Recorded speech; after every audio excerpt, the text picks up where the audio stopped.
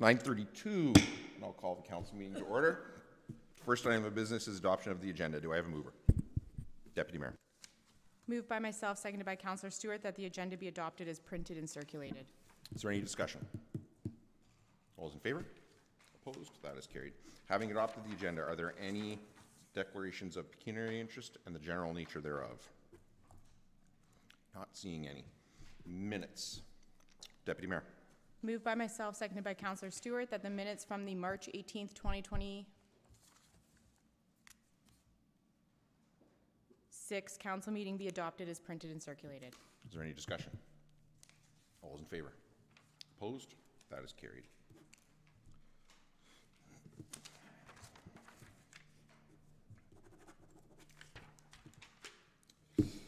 Public meetings and drainage meetings. Can I have a resolution to move into a public meeting? Deputy Mayor. Moved by myself, seconded by Councillor Stewart, that the council meeting be adjourned at 9:33 a.m. for the purpose of holding a public meeting pursuant to the provisions of the Planning Act. Is there any discussion? All those in favor? Opposed? That is carried. And item 6A, minor variance application A04-26. I will turn it over to Planner McDonald. Thank you, Mayor Ryan. Good morning, everyone. The first application for a minor variance before the committee affects property on the 37th line. And in this case, the application is seeking relief from two separate provisions of the township zoning bylaw, each as they relate to the minimum distance separation requirements. The application seeks to facilitate an addition to an existing dairy barn as shown on the map before committee. In this case, the application seeks also to add a manure storage facility, which is identified as being just on the west side of the proposed barn addition shown in blue. The application requires this relief from the nearest sensitive land use. In this case, that would be the existing residential lot on the south side of this property. You can see the area kind of carved out there for that residential lot. So the applicant is deficient in the required setback for both the barn itself and the manure storage facilities. The actual extent of the relief, the numeric values, are included in the report for committee's consideration. As a result of circulation, I did not receive any calls or emails from neighboring residents regarding this particular relief. From an agency standpoint, we did not receive any comments indicating any concerns or objections to the application. And I would just highlight for committee, it is a substantial addition to the existing barn, essentially doubling the size of the existing barn, doubling the capacity, number of animals that are able to be housed in that, in this case, dairy, cattle. Staff are supportive of the application. It is relief required from MDS, which is an important tool that we use. However, given the long-standing nature of the existing agricultural operation, staff are satisfied that the impacts are minimized to the extent possible and that agricultural activity should be promoted in agricultural areas. So I'm happy to take any questions, and the applicant is available to do the same. Thank you. Questions from the committee for the planner on the report? Councillor Mitchell. Just one question, Spencer, and that is, if you look at the map, it appears that the rural, it's actually rural existing residence, not a rural residence, at 376129 is associated with the farm operation. If it had not been severed at some point in the past, there would be no need for MDS2 distance restrictions. Through the chair to committee member Mitchell, if the dwelling was on the farm itself, it would not require MDS relief. It's only when you have separate residential lots or sensitive land uses. So the existing lot is capable of being conveyed at any point in time to a separate landowner who may or may not have issue with the application before you today. But the relief is required because it is in close proximity to that sensitive land use. Okay, thank you. Anyone else? Not seeing any. So just so you understand, procedurally, we're not going to hear this now. We're going to hear the next minor variant. Or actually, no, we're not. We're doing it now in committee. Does applicant wish to speak to their application? Are there any members of the public, either here in person or attending virtually, who wish to speak to the application? Not seeing any. Do I have a mover? Councillor Stewart. Moved by Stewart, seconded by Grigg, that the Township of Zorra Committee of Adjustment approve application A0426 submitted by Dairydale Farms Limited, Curtis Garner, for lands described as part lots 18 and 19, concession 4, West Zorra, and municipally known as 376135 37th line in the Township of Zorra, as it relates to 1, relief from sections 7.2.1 and 7.2.2, minimum distance separation requirements for livestock barns and manure storage structures. 2, reduce the minimum distance separation requirement to the nearest type A land use, residential dwelling located at 376129 37th line from 228 meters to 180 meters. And 2, to reduce the minimum distance separation requirements to the nearest type A land use, residential dwelling unit located at 376129 37th line from 306 meters to 236 meters to facilitate the construction of a new manure storage facility to service the dairy barn, subject to the following conditions.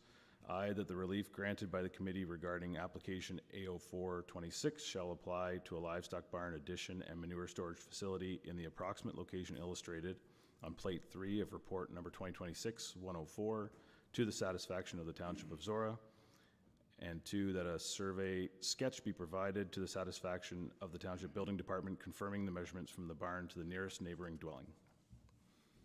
Is there any discussion? Councillor Mitchell. Yeah, I'm going to support the motion to approve the application. This expansion, although it's significant, has no negative impact on neighboring properties. It's actually, the addition is actually further away from the residents in question than the existing structures. The only reason they need a minor variance is because the MDS2 distances were recalculated due to the increased nutrient units.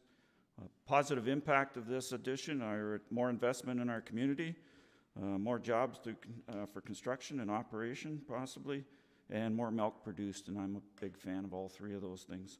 And I'm keeping track, because I find it really interesting. We are now up to 187,000 square feet of new barns approved this year so far. And so I echo my comments from last meeting about how impressive that is, that the farmers are reinvesting. And I'll point out that does not include buildings that don't require minor variances. There's other stuff getting built that's beyond that. So, all good news. Pleased to support it.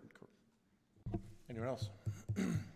I'm sort of sick and tired of farmers coming in here and asking for minor variances for MDS in the agricultural zone. It's kind of annoying all these times that we have to do this, and I really wish that they would just figure out a way to put their barn where it doesn't bother anybody else. So I won't be supporting this minor variance application because I just can't get behind this kind of increased agricultural activity in the agricultural zone. But of course, I think also the people that are applying for this are generally not very good people. They're not very involved in the community, not very community minded, and I don't drink as much milk as Councillor Mitchell. So for all those reasons, I will not be supporting this minor variance application. Anyone else before I call the question? All those in favor? Opposed? That is carried. So I would just encourage you to follow up with the CBO to make sure that all your I's are dotted and T's are crossed before you get your building permit, and then you will be free to go and make more milk for Councillor Mitchell.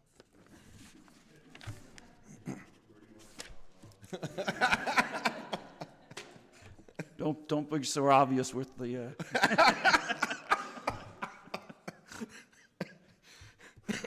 All right.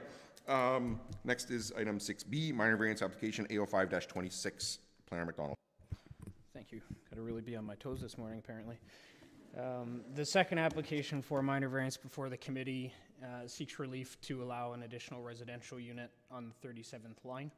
On the 15th line. In this case, the application before committee is not one that you see all that often because this actually satisfies each of the criteria of the township zoning bylaw relating to detached additional residential units. You'll see the area of relief that's being requested is just to permit the ARU itself. So detached ARUs in the A1 and A2 zone throughout the township do require a minor variance, just to recognize that they are being added as a permitted use. They are not permitted, quote unquote, as of right, so they do still require this minor variance application.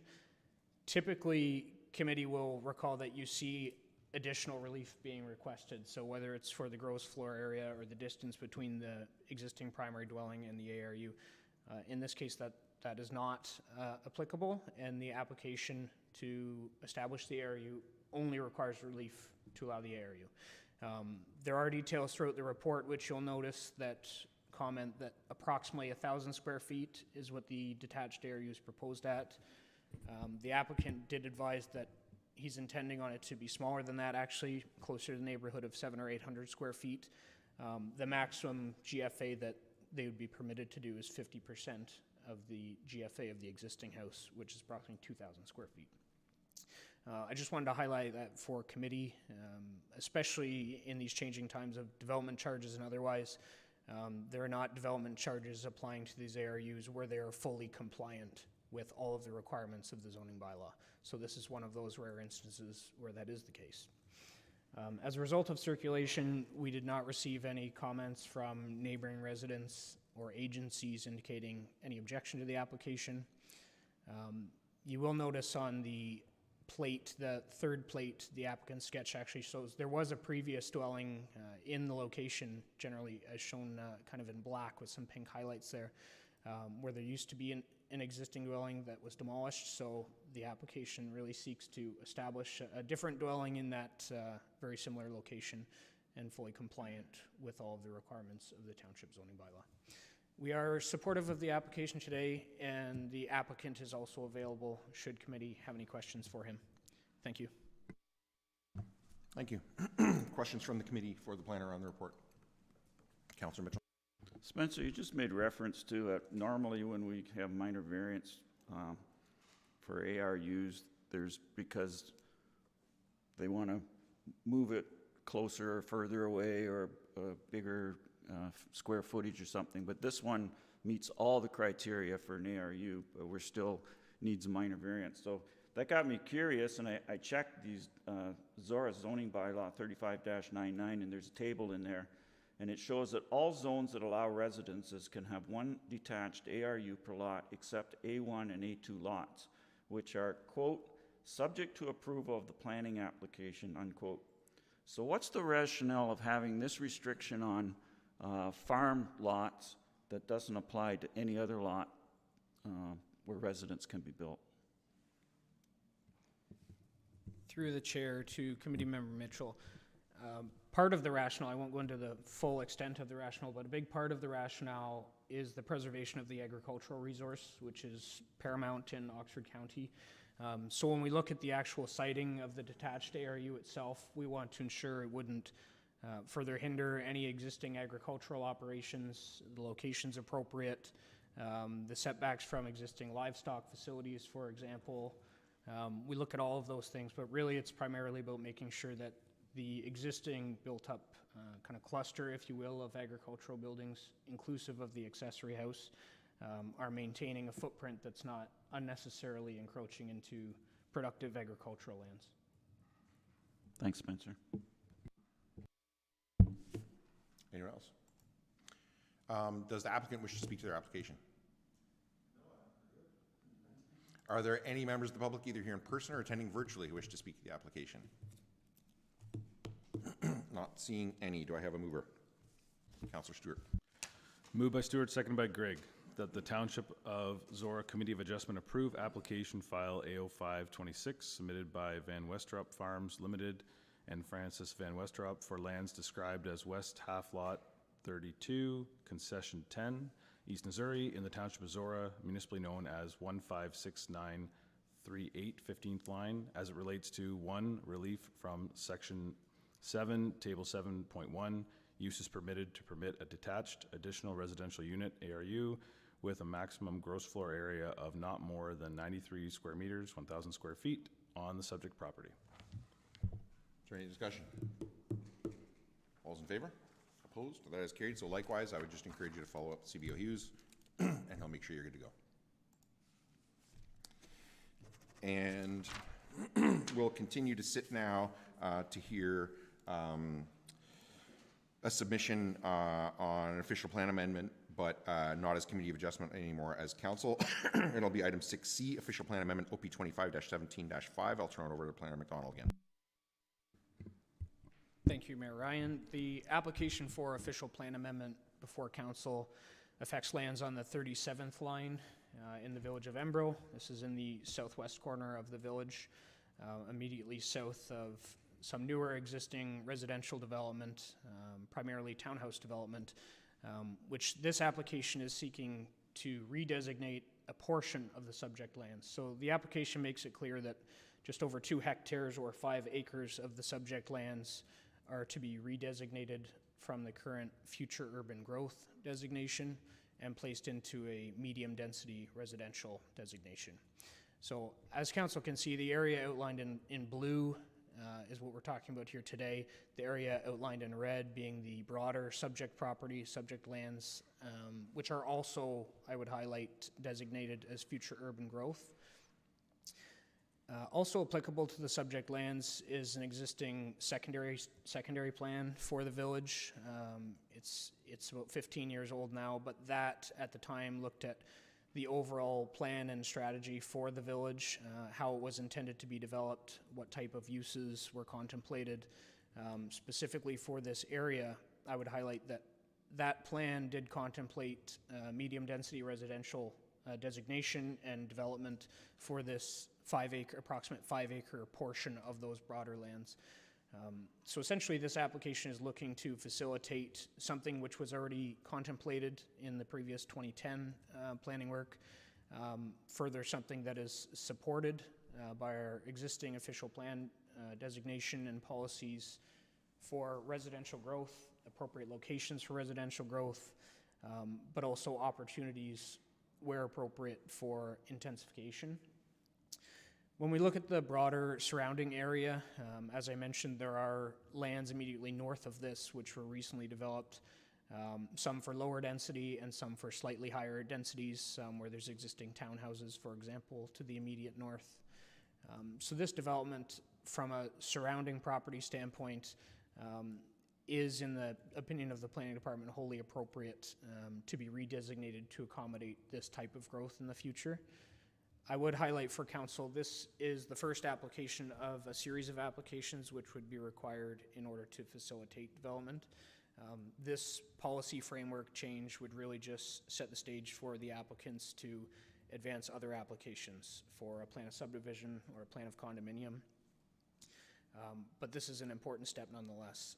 Another thing I would highlight for council, in looking at the secondary planning and also through circulation of the application, although at this time we're reviewing a conceptual plan, it's extremely important that the applicant was aware that there was only one access point being allowed onto 37th line itself, being a county road.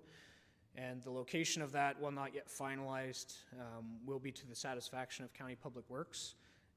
But most importantly, the road access is shown on a conceptual plan on the plate before council, and that road will eventually be able to extend further west to continue to facilitate future growth throughout not just the village but for the township.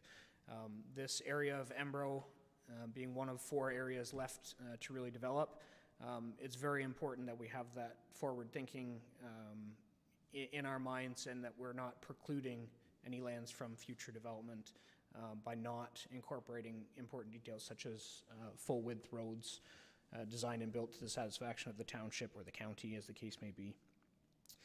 As a result of circulation, I did not receive any comments from agencies advising any concerns or objections to the application.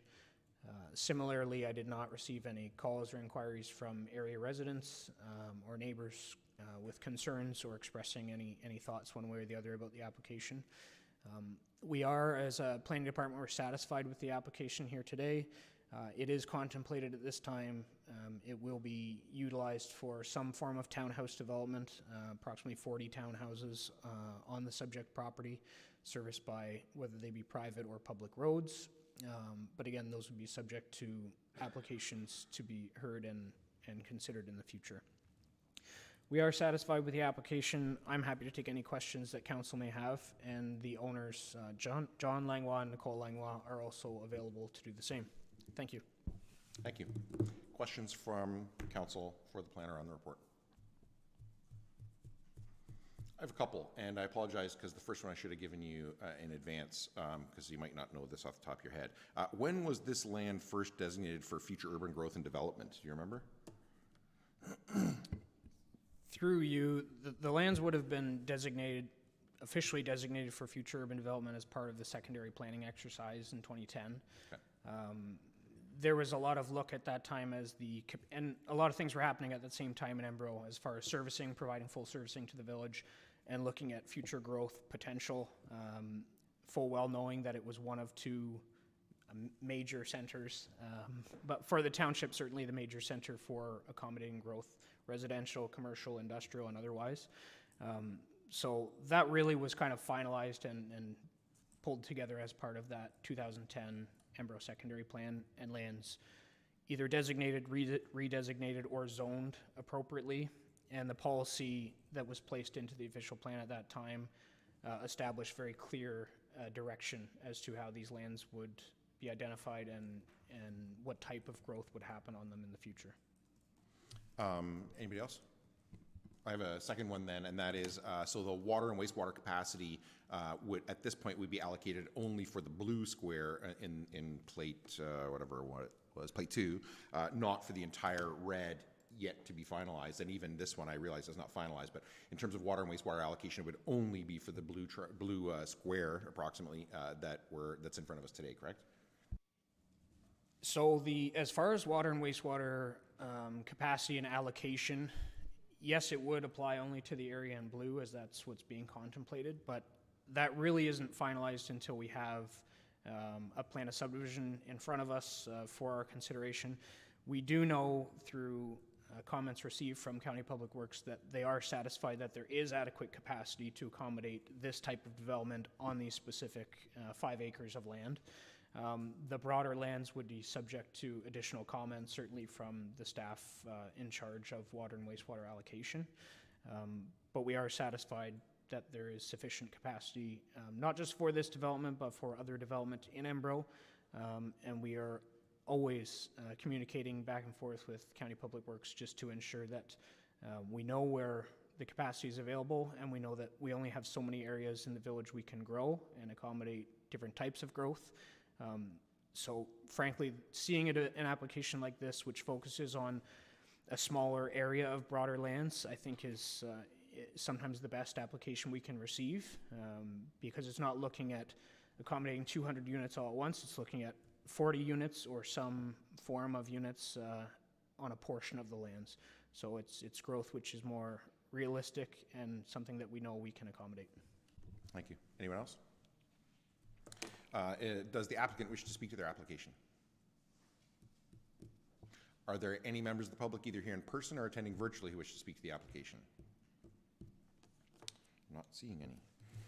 Can I have a resolution to move it out of the public meeting? Councillor. Moved by Stewart, seconded by Grigg, that pursuant to the Planning Act, the public meeting be adjourned at 9:55 a.m. and that the regular meeting of council be called back to order. Any discussion? All those in favor? Opposed? That is carried. Do I have a motion to consider this application? Councillor Stewart. Moved by Stewart, seconded by Grigg, that the council of the Township of Zorra advise County Council that the township supports the application for official plan amendment, file number OP 25-17-5, submitted by John and Suzanne Langlois, for the lands legally described as Part Lot 11, Concession 4, West Zorra, save and accept the lands contained within Registered Plan 41M-361, Township of Zorra, to redesignate approximately 2.1 hectares, 5.2 acres of the subject lands to medium-density residential to facilitate a future medium-density residential development. Is there any discussion? Councillor Mitchell. Yeah, I'm going to support the application. I think it's a very well-written report, made a strong case for why medium-density development is preferred, not only from a land use planning, but also from an economic perspective. Throughout the municipality and specific to Embro, we have seen significant change in a shift from potentially building single-family housing to townhouses for a couple of reasons, mostly economic. The Maple Leaf property in behind us, when the developers came to us 15 months ago, their plan was dramatically changed from the original. The land is currently being farmed, but it is zoned for development, so farming is actually a temporary usage, and we're not taking farmland out of production. And as far as the concerns about water and wastewater, Spencer has identified that it's not a concern at this point, although I think we all know that at some point it may be as further development goes along, but certainly not a problem to hinder this application. Anyone else? Very supportive of this application. It's using up land that's already being designated for future growth. It's using it up in medium density, which is, again, to Councillor Mitchell's point, appropriate use of the land, but also, frankly, nowadays, the type of housing that we are missing and that people want to purchase. There is existing water and wastewater capacity to service it. Very happy to support this. Anyone else before I call the question? All those in favor? Opposed? That is carried. So I think you know who to talk to progress. Can I have a, if council is okay with it, we didn't adopt the agenda as amended, but we do have a lawyer waiting for us. Could I have a motion to go into close so we can talk to that lawyer? Deputy Mayor. Moved by myself, seconded by Councillor Stewart, that council move into closed meeting session at 9:58 a.m. pursuant to section 239(2)E, litigation or potential litigation, including matters before administrative tribunals affecting the municipality or local board. Sorry, any discussion? All those in favor? Opposed? That is carried.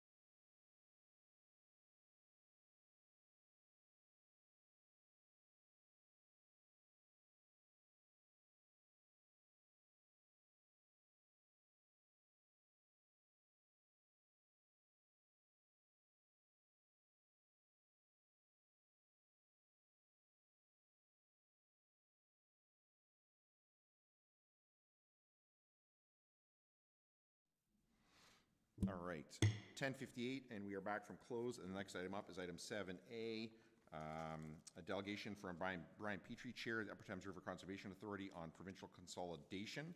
I'll ask you to come up, hit the button, make sure the red light is on, and I'll turn it over to you.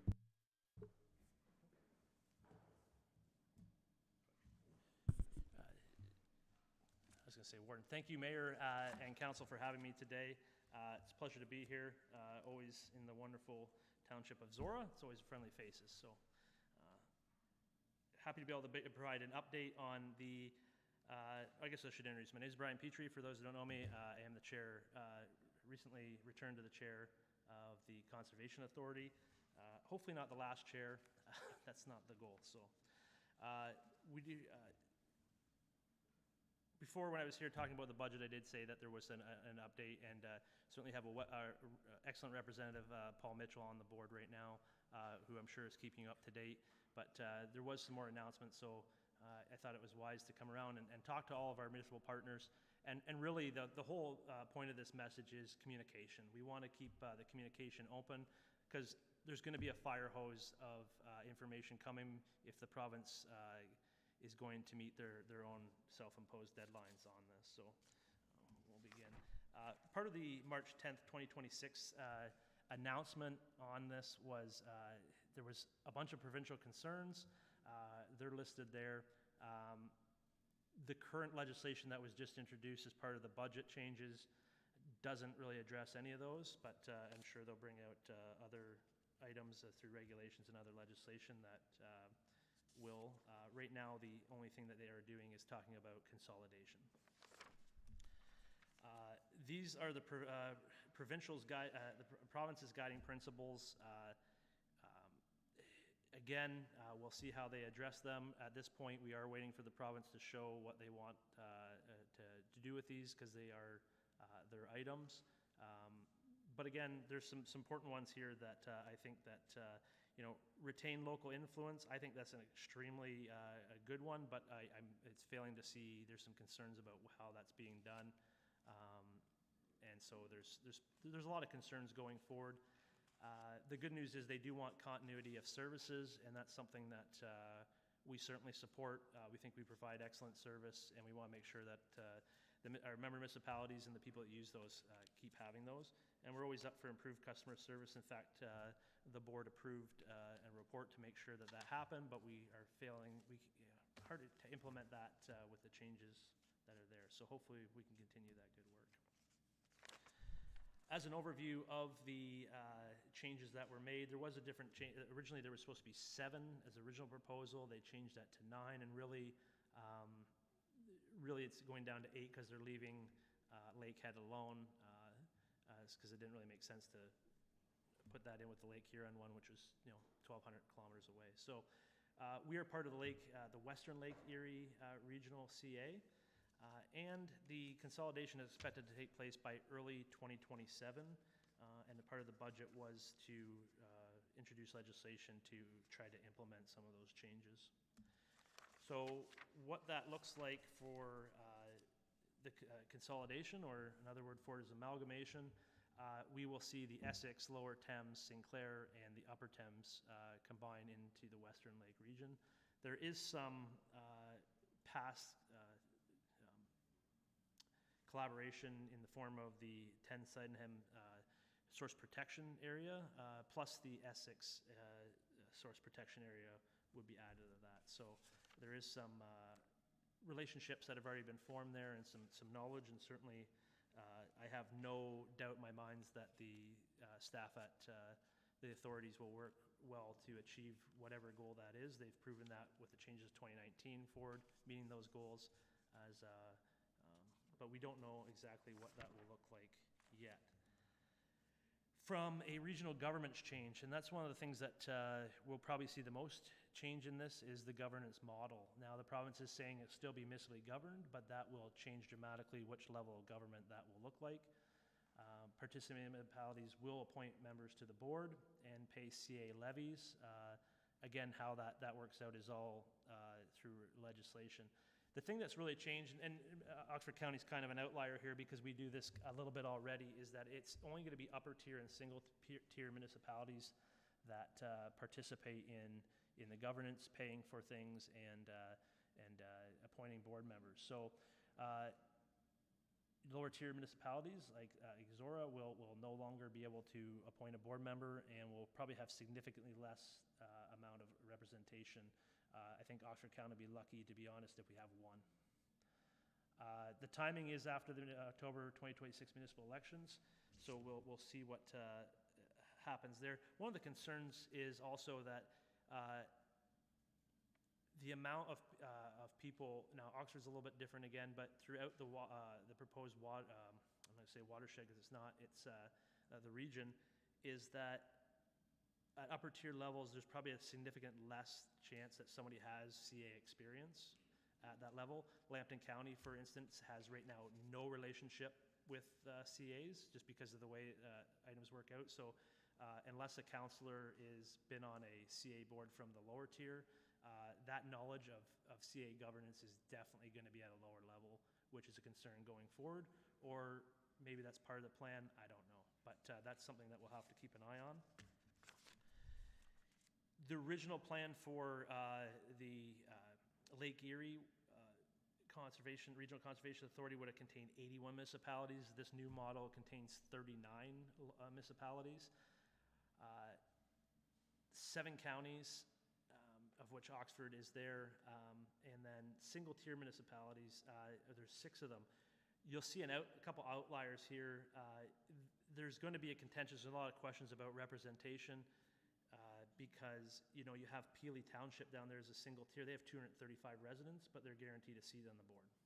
St. Mary's has 8,000, again as a single tier, but you won't see Sarnia on there because they're part of Lambton County, so they'll have to work that out that way. So it's how that's going to be maintained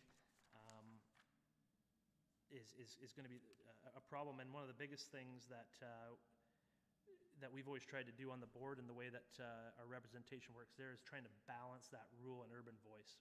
And my fear is that the rural voice is going to get lost in this more than the urban ones because it's going to be population based on the board. And so, I shall just go back there. You have London with 500,000 people, Stratford 33,000, Windsor 235,000, but you get down to, the county level, you're talking a lot less population levels than the city. So I apologize, this is for a single tier municipality, but it kind of affects Zorra's, the fact that because Oxford is a little bit unique there, but what's really going to happen here is that you're going to lose your local voice. Done. Over.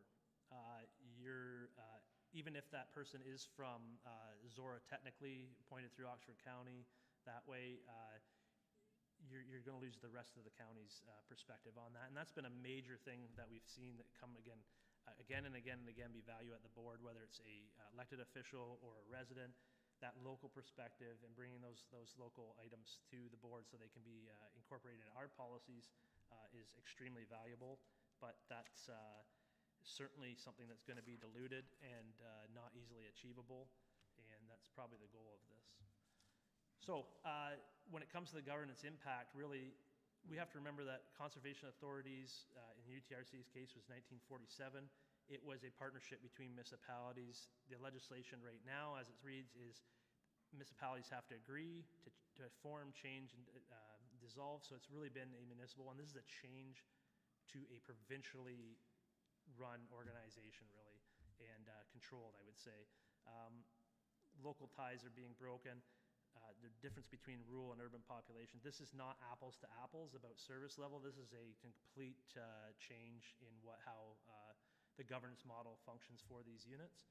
And there is a thing that they did introduce, which was called watershed councils, which I will address right now. So in the feedback that was obtained, that loss of local voices was heard, and so they introduced something that each regional CA will have to create one watershed council, but really if you're going to take into consideration all those areas that were brought in, it's probably going to be more than that. Their job is to identify local priorities and interests depending on what the regulation says they can do from the minister. The problem with that is that The agency is controlled by the province, and they control all the policy. The region put that into place. What happens when there's a conflict between the two? My fear is that that input is going to be lost in the actual policy direction that you're seeing there. So we'll see how those work out. But again, even with legislation, the devil's in the details, and that always comes in regulation. So we're waiting on that. The transition, this is the provincial slide from the package that was delivered on March 10th. You can see that they really want these things in place in the spring of 2027. There's a lot of work to do in between then. The agency is just getting up and running. That agency is responsible. They have to appoint board members. Those board members have to appoint people to a transition team, project executives. They have to create policy. They have to create all this overarching, metric of stuff that has to happen to make this to go forward. So that would be my warning, is you're going to see a flood of information. We're going to try to provide that to you, be good communicators. Yeah, if you see something, don't be afraid to reach out and how it's going to affect you. We want to try to, there's going to be a transition team to try to make this as seamless as possible, but there's going to be a lot more questions than answers, unfortunately. So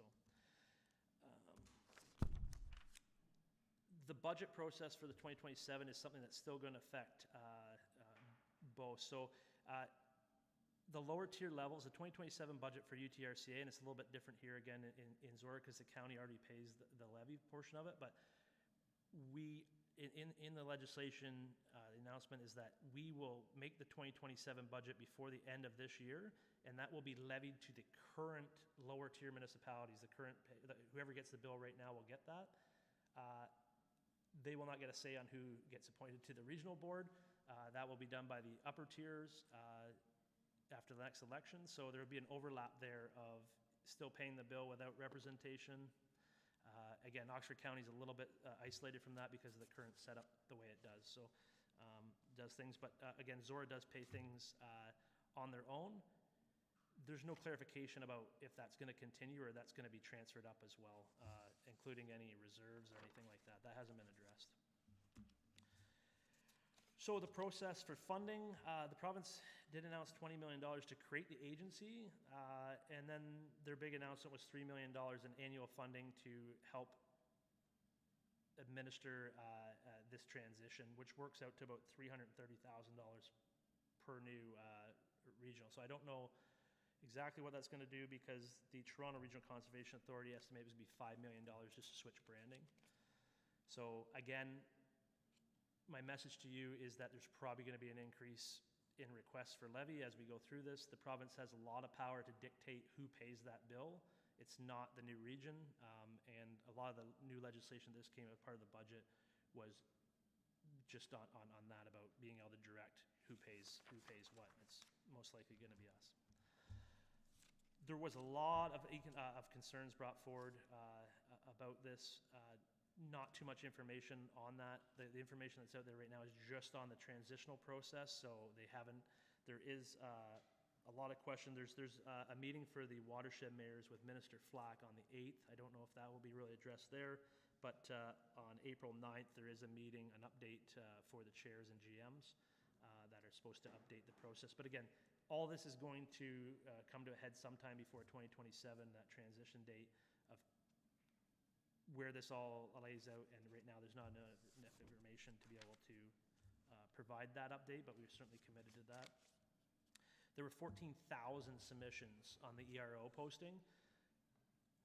The government did bring out what they thought they heard from the items, but certainly this is a synopsis of some smart people used AI to try to bring those together and see where the common concerns were, and these were the common concerns that came out of those 14,000 submissions. Haven't seen, again, anything to address those right now in the current legislation. The good news is the next steps for the UTRCA are the same as right now. We're going to try to continue our service level. We're going to continue working with our partners. You won't see any sort of change in business right now. There will be more communication and more conversations, but really,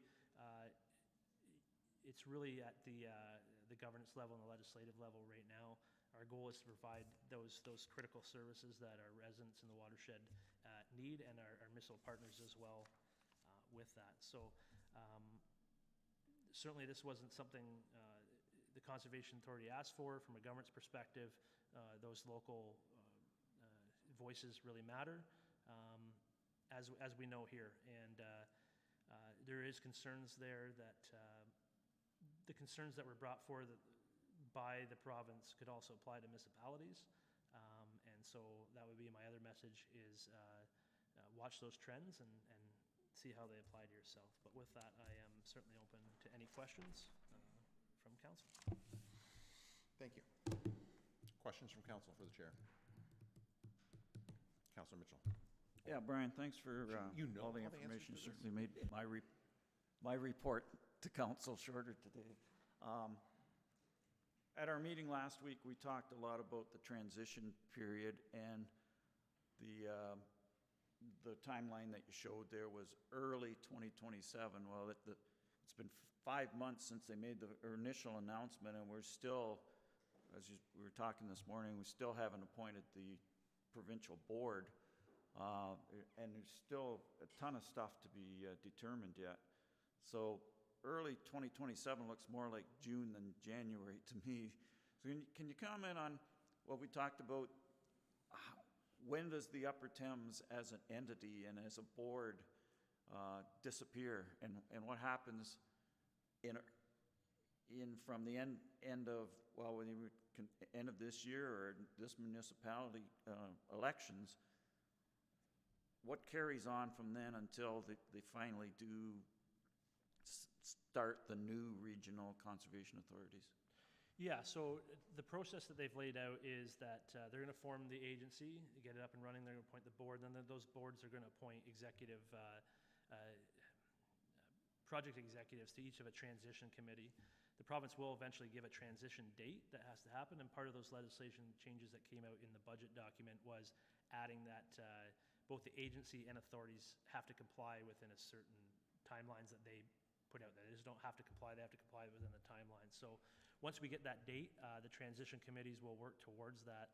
Now, the way it works is that if you're appointed to a board until you're replaced on the Conservation Authority board, you're still a member even after the election. And so there will be a date prescribed in regulation whether it's for each region or it's all across, there will be a transition date where one board is finished and the other board takes over, appointed by different mechanisms there. But there's a lot of work to do to have that, what that looks like, and who's doing what, I guess, operations take place. Slightly more granular version of the same question. I think in your presentation it said that they have directed that budgets be completed by December 31st, 26. So how does that, like, what staff prepares that budget for this new regional CA? So the budget will not be for the new regional CA. It'll only be for the current. We've scheduled a special meeting on October 6th to try to get the budget done by then before the municipal election to make sure that we're not running into any problems with that. It'll be for the current. And I'll be very honest. I think what's going to happen with this is you're going to see in that time frame the overarching regional governance structure come in, but you're going to have 4 separate entities underneath because I don't think there's going to be enough time to do anything other than that and then make changes that way. So yeah, it'll still be for UTRCA at that point, but it'll be the 2027 budget, and that'll give them time to transition over that next year. Anyone else? I really want to thank you, Chair Petrie, for bringing this to us. This is really large. The legislation itself is large and complex. The ramifications of it even larger and even more complex. And I really want to thank you for bringing this to us and all our other partners in Upper Thames and making clear what is and isn't happening. There's a lot of rumors and misunderstanding and frankly lack of information, I think, from a lot of municipalities as to what's happening, how's it happening, who's going to do what, when's it going to happen. And I think the answer, frankly, to a lot of those questions is not good answers, I mean, in their quality, not in their clarity. The answers are what they are. I think we generally are unhappy for them in that it's not a thing that we asked for and don't generally want. But at this point, I guess to some extent at least, it is what it is. But I really want to thank you for bringing it here and presenting it and taking the questions from our council. Thank you for the opportunity, and really, it's, Oxford is again ahead of the curve here. We do things a little bit differently, but in other municipalities, I'll speak to Thames Center, where Middlesex County just got a report that could be over a 2% budget increase from that transfer from one to the next, and so it's and a lack of experience. Again, Lambton County has no experience dealing with this, so Oxford County is going to be a little bit isolated because the way we do things here, but you're certainly, from a governance perspective, is where you're going to notice things, and so that's where I would caution all the concerns about, and joining us and asking for answers as quick as possible. Thank you. Thank you. Next item of business is 9, reports from Corporate and Protective Services Department. 9.2, building drainage and bylaw services. Drainage Superintendent Hughes, is there anything you'd like to highlight in report 2026-018? I'll just say that this is the first annual report for our stormwater systems. Stormwater systems include catch basins, storms, culverts, roadside ditches, and swim ponds and outlets. The report basically provides clarity on these systems, how they're being maintained and functioning, and how they would be maintained in the future. Thank you. Questions from council on the report? Councilor Mitchell. Mike, overall, a decent report. No real big issues identified here. One thing that in the report said that needed to be done was the development of a standard operations and management manual. Is there a manual that the province provides for this that can be kind of used as a template to develop ours, or are we starting from kind of ground one on this? We didn't really find any good template to use for that. We're going to be working with our squared engineering to make one, as we're working with them right now to do that. So yes. And that would be coming out of our operations budget. It's not Yeah. not expected to be a huge expense to No. to do that. Okay. Thank you. Any other questions? Do I have a mover? Councilor Mitchell. Moved by Councilor Mitchell, seconded by Deputy Mayor Grigg, that report 2026-018 from the Drainage Superintendent be received and filed for information purposes only. Is there any discussion? All those in favor? Opposed? That is carried. And 9.2B, report 2026-031 from the Director of Corporate and Protective Services regarding Federal Drain 2025, section 84.1 report. Director Martin, is there anything you'd like to highlight for council before I ask them for questions? No, thank you. Questions from council on the report? Do I have a mover? Councilor Mitchell. Moved by Councilor Mitchell, seconded by Deputy Mayor Grigg. The council accept the section 84.1 documentation from the engineer, attachment A of report 2026-031, and that the as-constructed drawings replace the current drawings number 1-9 in the adopted Federal Drain 2025 report as approved under the Township Bylaw 06-25. Is there any discussion? Councilor. We're just updating something under legislation allows us to do it, crossing the T's and dotting the I's. Any other discussion? All those in favor? Opposed? That is carried. And 9.3, Financial Services, Report 2026-034 from the Manager of Financial Services Treasurer regarding MultiSport Canada Lakeside Triathlon donations. Treasurer Grogan, is there anything you would like to highlight for council there? Sorry, before I move to the report, I'd just like to make an announcement that the township is excited to announce that Georgia Weber has started with us. Today's Georgia's first day. She's here to fill the financial services and payroll clerk position for the remainder of a leave. Georgia recently worked as a policy analyst for Environment and Climate Change Canada and brings with her a Master's of Environment and Sustainability from Western University, along with a Bachelor of Arts Honors Criminal Justice and Public Policy from the University of Guelph. Georgia also brings some familiarity with the township as she worked as the Corporate Services summer student back in 2023. We welcome Georgia back to the township, and she's now a member of the finance department. So those seem like pretty underwhelming qualifications for the job. I mean, are you sure you're up to it, Georgia? Like,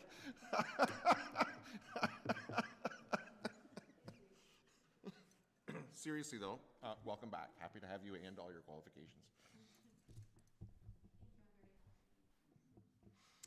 Back over to you. Yes, back to the report. Nothing to add. Happy to answer questions. Questions from council. Councilor Mitchell.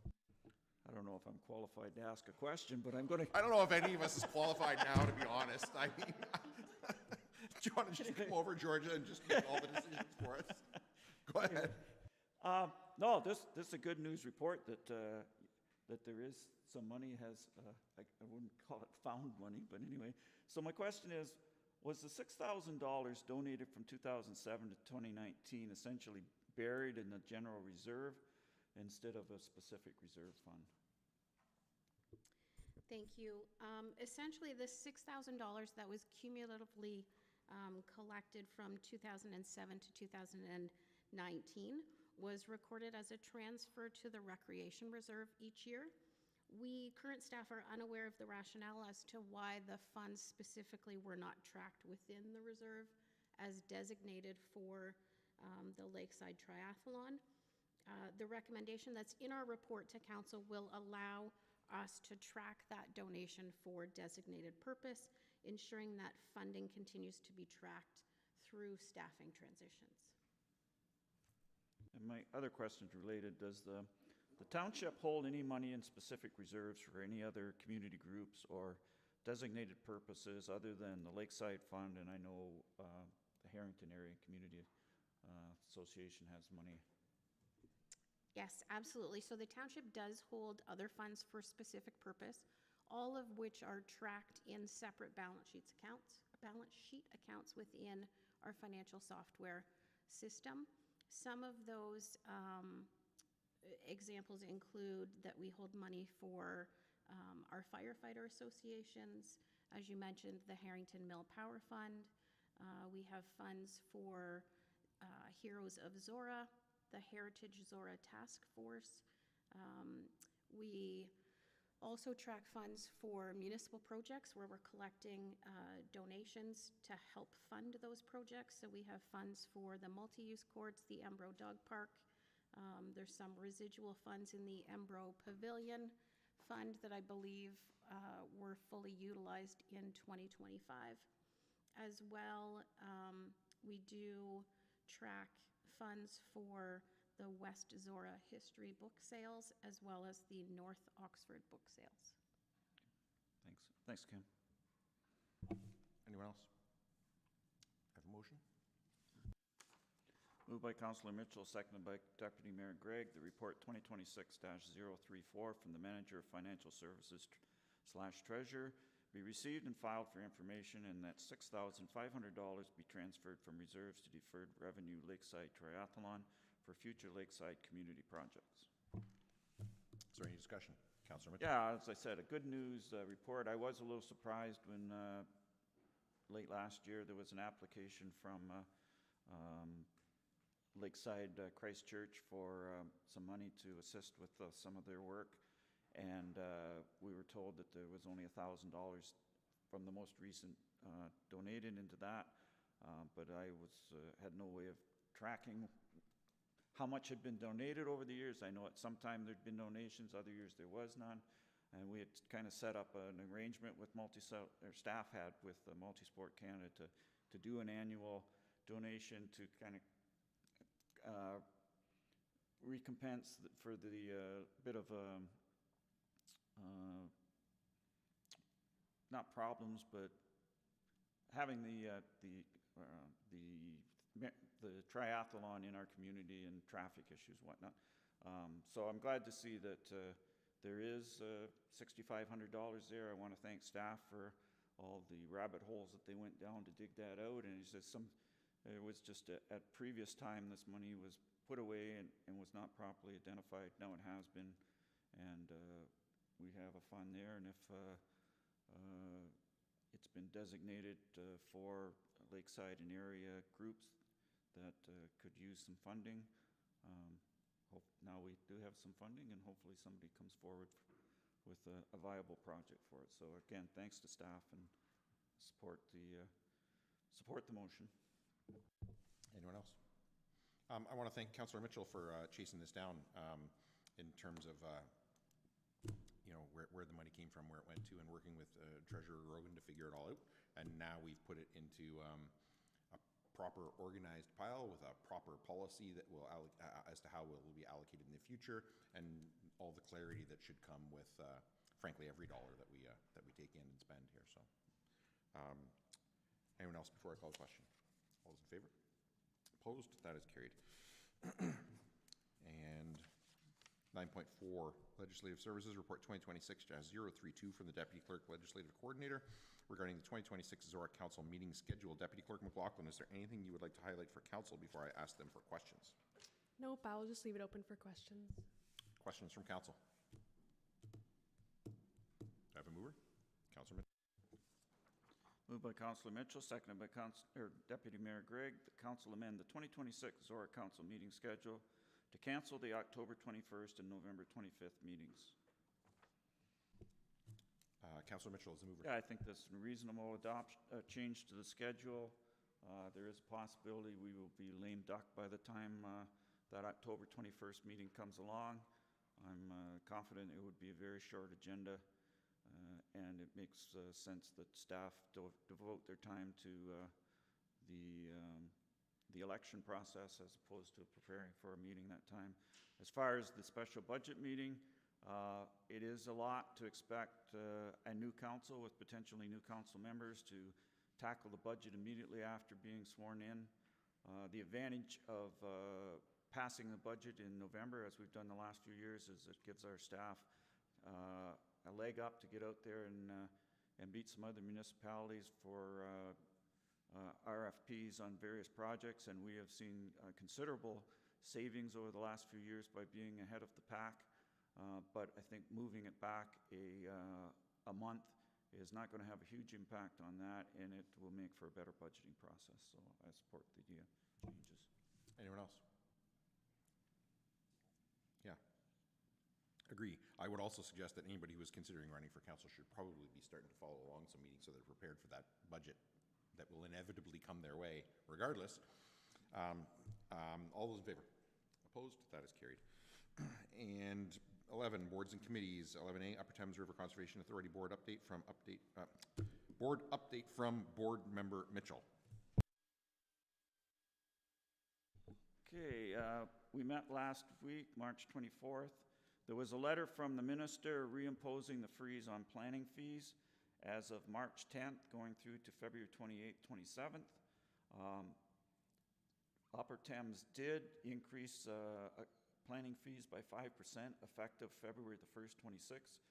So the freeze is on that number, not the number where it had been frozen for the last 3 years before that.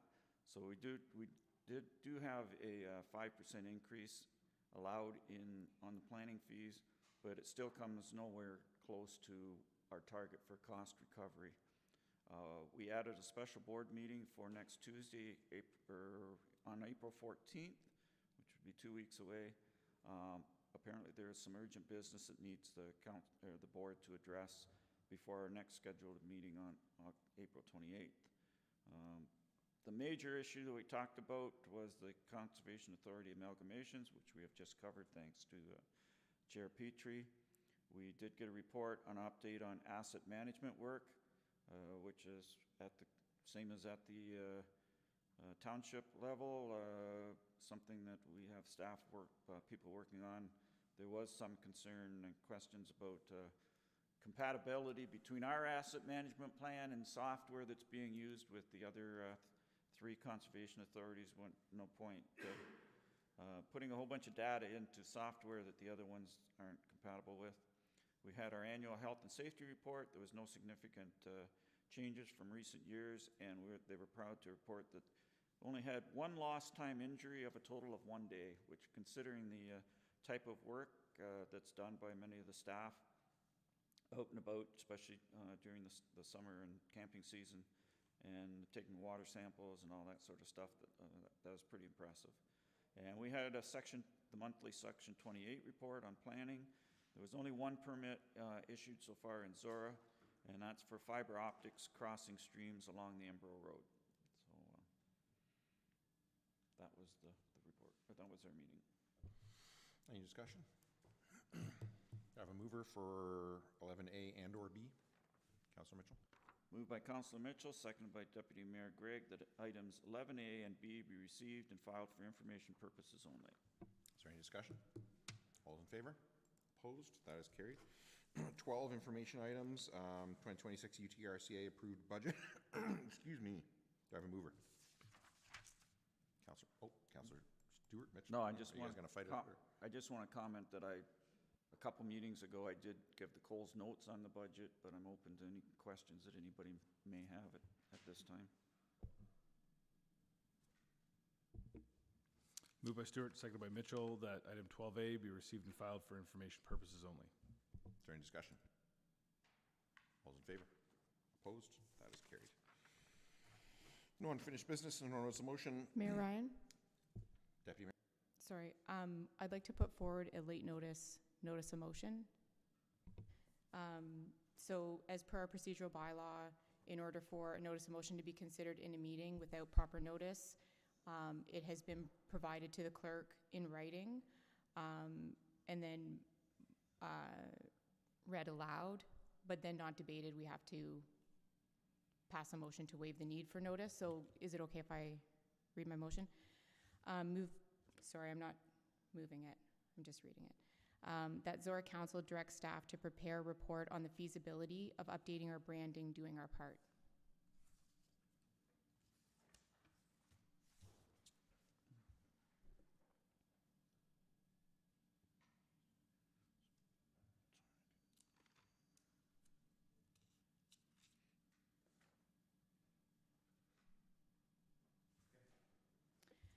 Okay, so Deputy Mayor, you're satisfied that you've read in a notice of motion for consideration at a future council meeting?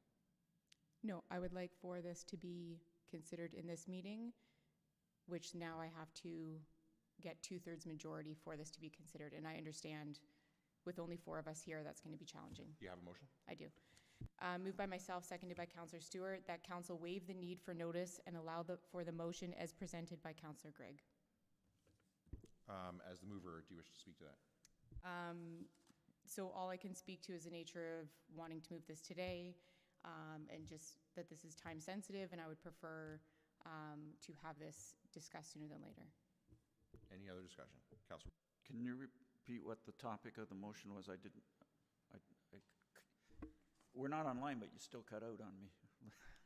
That Zorra Council directs staff to prepare a report on the feasibility of updating our branding, doing our part. Okay. Thank you.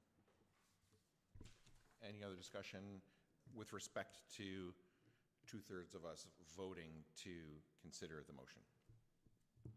All those in favor? Opposed? That is carried. Do you have a seconder for your motion? I do. Moved by myself, seconded by Councillor Stewart, that Zorra Council directs staff to prepare a report on the feasibility of updating our branding, doing our part. As the mover, do you wish to speak to that? Yes, please. So I'm asking for a report, and I apologize for the lack of proper notice, but I believe this to be time sensitive. It's to address a growing concern that I have both noticed and heard from residents on as a result of our 2 successful 2017 branding exercise. And I think it's been compounded with the added stress impacts from the COVID-19 pandemic, creating added pressures on our communities. The concern is that the rate of burnout experienced by staff, councils, businesses, service clubs, and residents as a result of doing our part 365 days a year since 2017. I know I have witnessed relentless dedication, volunteerism, collaboration, and innovation, and want to recognize that this is the result of the effective implementation of the brand doing our part. Doing our part, it's like a train that we've boarded that perhaps is traveling at a speed we had not anticipated and doesn't have a scheduled stop. I want to recognize the cost of the branding exercise, and I'm not proposing a full redo, but considering adopting a modification that could reduce costing impacts. I would also like to propose that the funding be considered from the Emergency Response Reserve to recognize this as an emergency. What I'm proposing for review and report from staff on would be to keep our star, our colors, our font, and simply rearrange the wording from doing our part to parting our due, to cut and paste the existing text and change the ask to reduce the burden, to address the burnout to something more manageable, parting our hairdos. This poses new concerns as not everyone has enough hair to part. So I'm also looking for this report to include options to ensure equitable access to full participation, and this could be through a wig or hairpiece program to ensure priority groups of the follically challenged do not get left behind. So I'm not asking for a decision at this point. I'm looking for a staff report.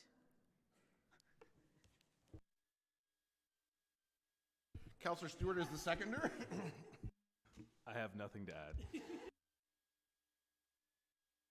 I was fully hooked. Councillor Mitchell? I think there's a joke going on that I'm not in on, so I don't know what to say. I'm looking at Karen, I'm like, we did not discuss this in agenda review. Procedurally, like, where is this coming from? May I?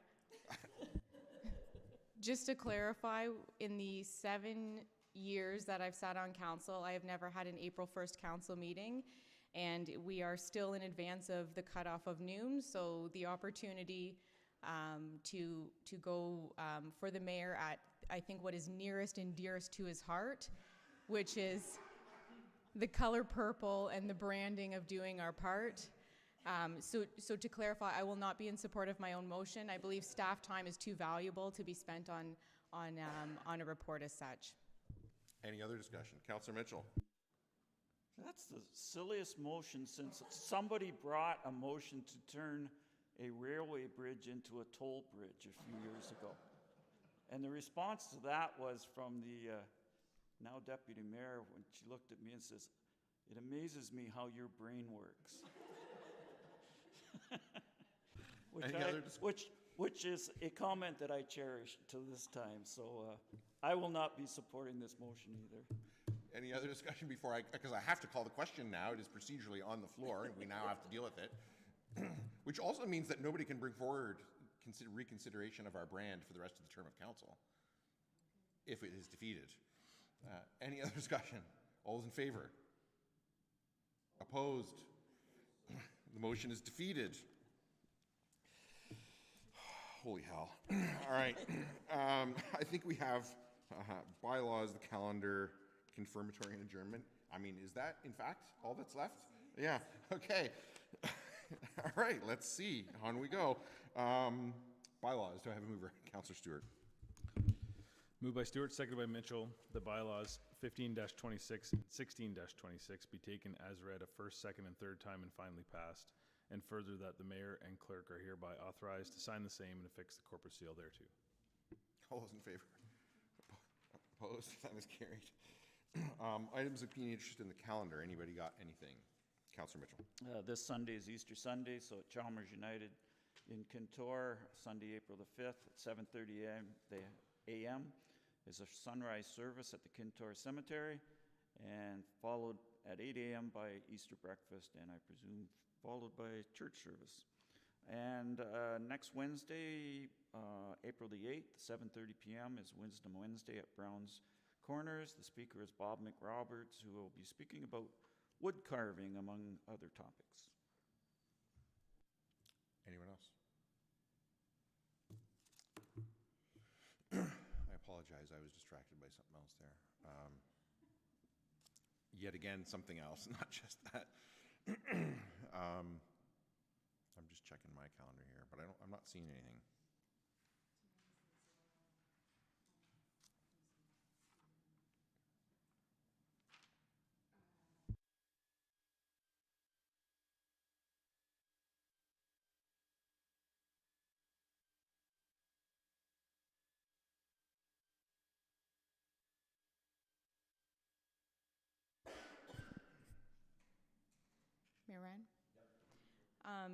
Tonight at 7 p.m. in the Green Room at the old Embro Town Hall in Embro, the Zorra Heritage Committee is presenting a talk, The Mighty Men of Zorra. That's at 7 p.m. tonight. Anyone else? Confirmatory. Councillor Stewart. Moved by Stewart, seconded by Mitchell, that bylaw 17-26, being a bylaw to confirm the proceedings of council held April 1st, 2026, be read a first, second, and third time this April 1st, 2026, and further that the mayor and clerk are hereby authorized to sign the same and affix the corporate seal thereto. Any discussion? Councillor Mitchell. May I suggest that we make a bylaw at some point that we never have an council meeting on April 1st again? Yeah, I would second such a motion if you brought it forward. And a motion to adjourn. Councillor Stewart. Moved by Stewart, seconded by Mitchell, that this session of council be now adjourned and herewith closed at 11:44 a.m. And the next meeting of council be held for the 15th of April, 2026 at 6 o'clock p.m. in the council chambers at the Zorra Municipal Center. Is there any discussion? All those in favor? Opposed? That is carried. We are adjourned. Thank God.